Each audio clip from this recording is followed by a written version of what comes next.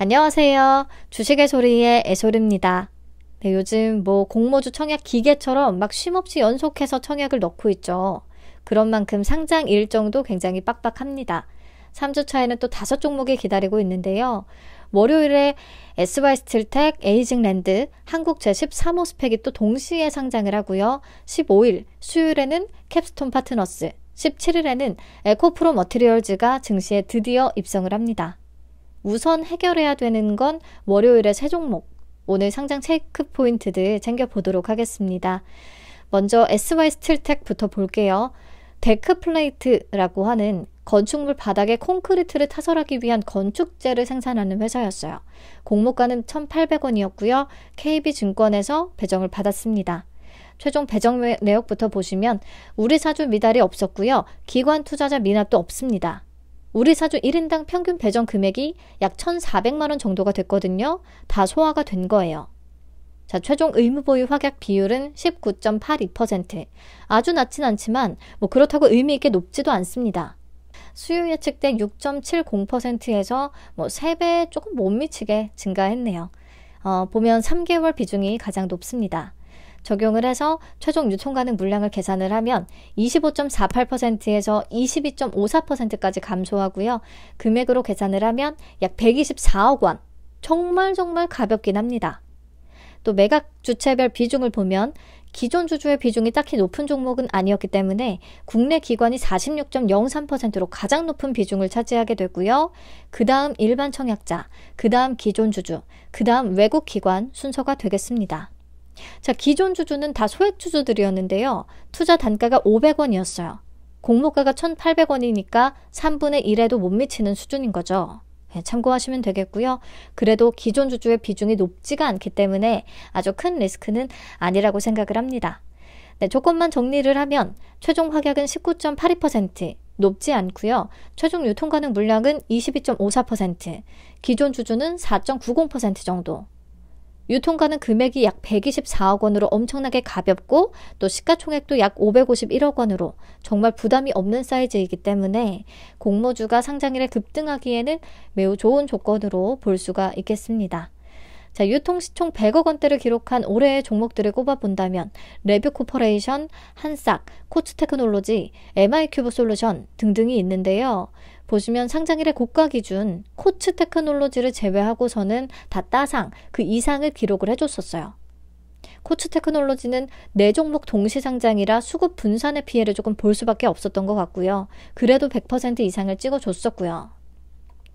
자, SY스틸텍을 보시면 이 중에서도 유통가능 물량이나 시가총액이 굉장히 낮은 편에 속하거든요. 그래서 단독 상장 일정이었다면 진짜 훨훨 날아갈 수도 있었을 것 같아요. 근데 또 체크를 해야 되는 게 과거에는 이 정도 조건에서는 상장 당일에 따상을 찍고 그 이후에 추가 상승해주는 흐름이 좀 나와줬다면 이제 상장일의 가격 제한폭이 확대된 이후에는 아예 상장 당일에 고점을 찍고 그냥 흘러내리는 흐름이 계속되고 있다는 거. 그래서 SY스틸텍도 수익 구간을 줄 때 잘 치고 빠져나와야 된다고 생각을 합니다. 특히 이 종목은 비교 기업들 대비해서 밸류에이션이 매력적인 수준이 아닙니다. 비교 기업들의 평균 PER과 23년 예상 순이익 기준으로 계산을 해본 주당 평가가액이 약 1,784원. 그렇다면 공모가 1,800원보다 낮은 수준이에요. 약간 BI 매트릭스가 떠오르는 거죠. 그래서 조금 불안한 측면이 있고요. 그렇기 때문에 더더욱이 수급이 밀어붙여서 조금 올려준다면 어느 정도 선에서는 빨리 수익 실현하는 게 좋을 거라고 생각을 합니다. 못 팔고 기다릴 만한 종목은 아니라고 봐요. 네, 상장일의 주가 범위는 1,080원에서 7,020원까지 움직일 수가 있겠고요. 파킹 이자와 수수료를 이기려면 32% 이상에서 팔아야 합니다. 이게 환불까지 4일이 걸렸던 종목이라서 약간 빡세졌어요. 자, 조건만 본다면 스펙만큼 가볍고 주당 단가도 스펙보다 오히려 저렴해서 수급이 붙기 굉장히 좋은 조건으로 보이긴 하는데 밸류에이션상 매력적인 가격이 아니고 또 동시상장이라는 장애물이 있기 때문에 상황을 잘 살펴봐야겠고요. 시초가부터 어느 정도 떠서 출발을 해준다면 적정선에 먼저 매도를 하려고 생각 중에 있습니다. 자, 다음 에이징랜드 보겠습니다. 시스템 반도체 디자인 하우스였고요. TSMC의 파트너사였죠. 공모가는 25,000원, 삼성증권에서 배정을 받았습니다. 에이징랜드도 우리 사조 미달이 없었어요. 에이징랜드는 1인당 평균 배정 금액이 약 3,750만 원이나 됐거든요. 근데 다 소화가 됐습니다. 네, 긍정적으로 볼 수 있겠고요. 그리고 최종 확약 비율은 59.79%로 높습니다. 수요 예측 때에도 22.39% 기록하면서 기대치를 높였는데 그래도 최종적으로 실망스러운 수치를 보여주지 않았어요. 특히 3개월과 6개월 장기 확약 비중도 꽤 높긴 합니다. 15일 확약 비중이 14%라 아쉽긴 한데 그래도 장기 확약의 비중이 조금 된다는 거.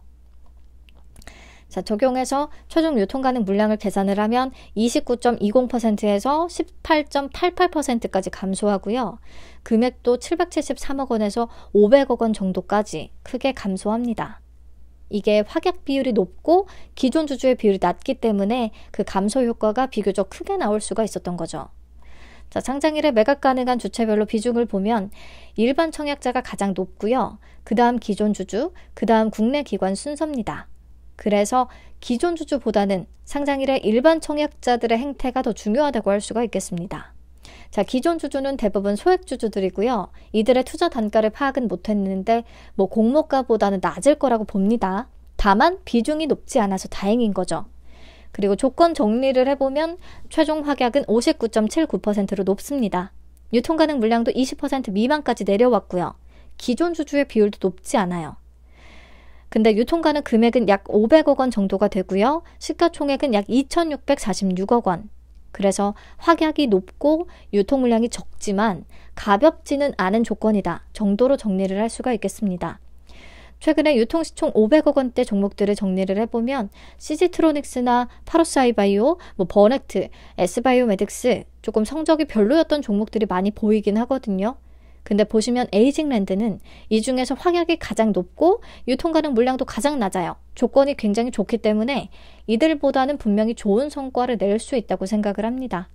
그리고 무엇보다 국내 시스템 반도체 디자인 하우스 기업들이 시장에서 높은 밸류를 받고 있다는 거, 요거를 긍정적으로 볼 수가 있겠죠. AD 테크놀로지와 코아시아는 최근 4개 분기 순손실을 기록해서 PER을 계산하진 못했고요. 순이익 규모가 비슷하다고 볼 수 있는 가온칩스의 경우에 PER 95.49배를 기록하고 있어요. 매우 높습니다. 그래서 그냥 단순하게 가온칩스의 시가총액 정도로 따라갈 수 있다고 친다면 에이징랜드는 수익률을 한 60% 정도로 기대해 볼 수가 있을 것 같아요. 근데 만약에 PER에만 중점을 두고 23년 예상 순이익과 가온칩스의 PER을 적용을 해서 주당 평가가액을 계산을 한다면 약 51,155원, 거의 2배까지도 기대를 해볼 수가 있는 거죠. 근데 동시상장이고 시가총액이 조금은 있는 편이라서 저는 그냥 60% 정도를 기준점으로 잡고 있습니다. 자, 에이징랜드는 파킹이자와 수수료를 이기려면 25% 이상에서 팔면 되거든요. 만약에 균등을 한 주까지 더 챙겼다면 23% 이상이면 되겠고요. 비슷합니다. 우선 목표 매도가는 저는 60% 기준 4만 원 정도를 잡고 있고요. 요거는 그래도 밸류에이션 측면에서 현재 주가가 조금 부담스럽다라는 느낌이 덜하기 때문에 SY스틸텍보다는 급하게 팔 필요는 없는 종목이라고 생각을 하고 있어요. 만약에 그래서 기대치에 한참 못 미치는 정도라면 개인적으로는 그냥 두고 봐도 될 것 같고요. 네, 우선 여기까지 정리를 하고 한국 제13호 스펙도 있었잖아요. 요거는 최종 유통 가능 금액이 80억 원입니다. 라는 것 정도만 체크를 할게요. 네, 우리 가장 최근에 동시 상장했던 4종목을 보시면 BI 매트릭스와 메가터치는 단독 일정이었다면 이것보다 더 올라줄 수 있었을 것 같은데 확실하게 동시 상장에 피해가 조금 있었다고 보이고요.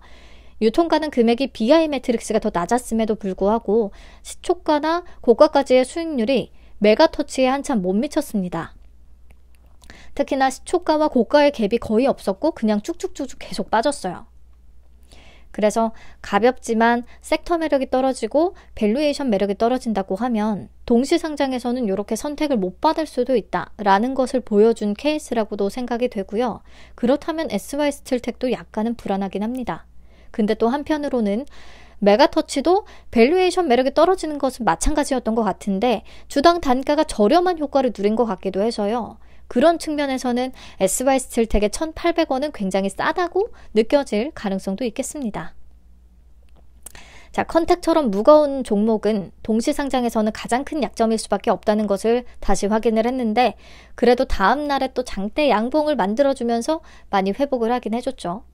큐로셀은 2일차에 무려 상한가까지 뽑아내면서 또 한 번 허탈하게 했는데 뭐 그 영역까지 우리가 예상을 해볼 수는 없겠고요. 자, 또 다른 네 종목 동시상장 케이스를 보겠습니다. 코츠테크놀로지와 큐리옥스 바이오시스템즈, KB제26호, 그리고 하나 28호 스펙. 요때를 보시면 이때는 코츠테크놀로지가 유통가는 금액이 100억 원대, 큐리옥스는 382억 원 정도, 스펙은 100억 원 언저리. 확실하게 가벼운 종목들이 조금 붙었었죠. 지금 SY스틸텍, 한국 13호 스펙, 에이징랜드의 조건은 이때와 더 비슷하다고 할 수가 있겠습니다. 그렇다면 이 네 종목은 골고루 좋은 성적이 나왔었거든요. 시초가가 공모가로 출발을 했던 큐리옥스마저도 고가 기준 128%까지 갔었으니까. 이번에 이 세 종목은요. 유통가는 금액을 다 더해도 앞에서 본 4개 종목에 비해서는 낮은 수준이긴 해요. 그렇기 때문에 그만큼 가벼운 친구들끼리 좀 붙었기 때문에 이번에도 세 종목이 골고루 잘 올라가 줄 가능성은 있다고 생각을 합니다. 근데 스펙의 이상급등이 이번에도 가능할지 저도 궁금하긴 하네요. 예전에 AELT와 파로사이바이오, 유안타 제14호가 붙었을 때는 스펙만 선택을 받았잖아요. 이때는 AELT와 파로사이바이오 둘 다 조금 무거웠고 유통 물량이 많았어요. 기존 주주의 비율도 높았고요. 근데 이번에 SY스틸텍과 에이징랜드는 둘 다 유통 물량 조건이 괜찮아서 이렇게 스펙만 선택을 받지는 않을 확률이 더 높다고 보고요. 그냥 스펙도 동반해서 조금 움직여주면 좋겠다 정도입니다. 그래서 저는 당연히 매도 우선 순위는 상장일의 시초가 상황을 보면서 고민을 해야 될 것 같은데요. 시초가부터 목표 주가를 넘어서는 흐름이 나와주는 종목이 있다고 하면 그것부터 좀 빨리 정리를 하겠죠. 에이징랜드는 60에서 80% 정도는 생각을 하고 있기 때문에 그에 못 미친다고 하면 급하게 팔지는 않으려고 합니다. 이거는 기본적으로 기업 내용이나 밸류에이션 그리고 확약 비율 이런 것들이 받쳐주고 있기 때문에 그런 거고요. 만약에 SY스틸텍이 가벼워서 수급이 조금 먼저 붙는다고 하면 적당히 빠르게 정리를 하고 그 뒤에 에이징랜드와 스펙의 흐름을 좀 지켜보려고 합니다. 근데 상장일의 상황에 따라서 전략은 바뀔 수가 있겠습니다. 그리고 최근에 상장한 공모주들의 고점이 확실히 계속 낮아지고 있는 상황이기 때문에 기대치는 전체적으로 낮추고 접근을 하시는 게 좋겠습니다. 네, 내일도 잘 팔든 못 팔든 기분이 좋든 안 좋든 아침에 같이 보면서 팔아보도록 하겠습니다. 남은 주말 알차게 잘 보내세요. 안녕.